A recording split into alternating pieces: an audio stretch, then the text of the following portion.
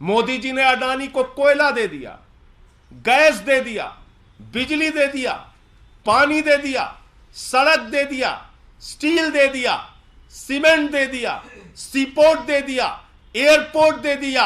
यानी अगर पाताल में चले जाइए तो कोयला और गैस अडानी को दे दिया, आकाश में चले जाइए तो जहाज अडानी को दे दिया, आकाश से लेके पाताल तक सब कुछ अडानी को दे दिया, सब कुछ अडानी को दे दिया।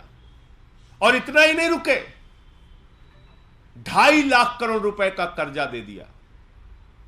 जब घाटा होने लगा व्यवसाय में तो 84,000 करोड़ का कर्जा माफ कर दिया।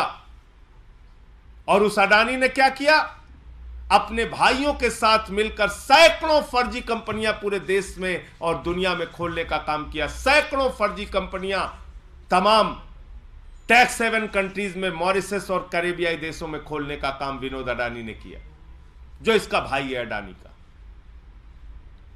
और अकेले मॉरिशस का मैं बता रहा हूं, अकेले मॉरिशस एक पते पर 6 फर्जी कंपनियां खोली गई।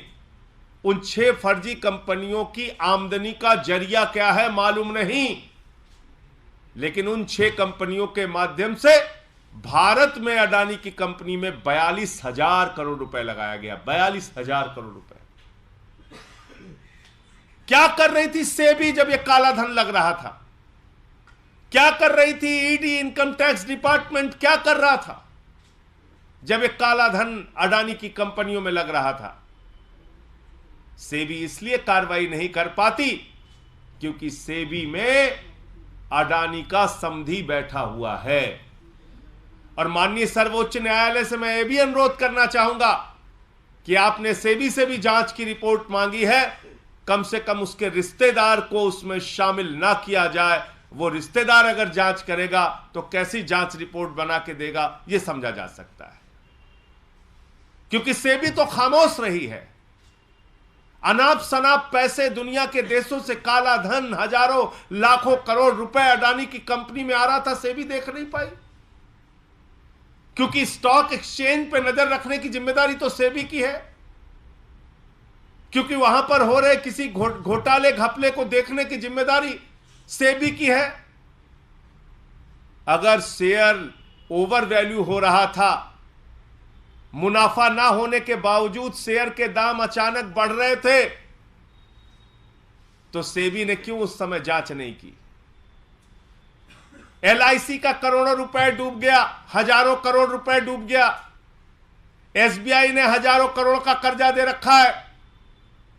आज जिन लोगों का पैसा एलआईसी में बुढ़ापे के पेंशन के लिए, बीमारी के लिए, बेटी की शादी के लिए लगा है, वो सारे लोग चिंतित हैं।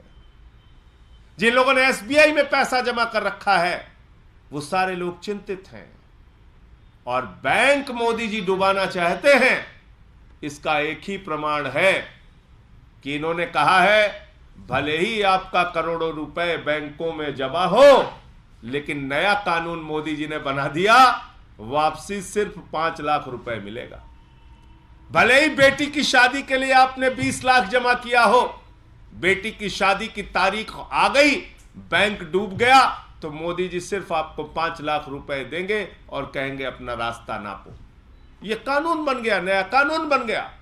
कोई भी बैंक डूब जाए, क्योंकि मोदी जी जानते हैं कि अपने दोस्त को उन्होंने अनाप शनाप फायदा पहुंचाया है, देश के बैंक डूबेंगे, देश के बैंक डूबेंगे। नया कानून कहता है 5 लाख से ज्यादा नहीं मिलेगा।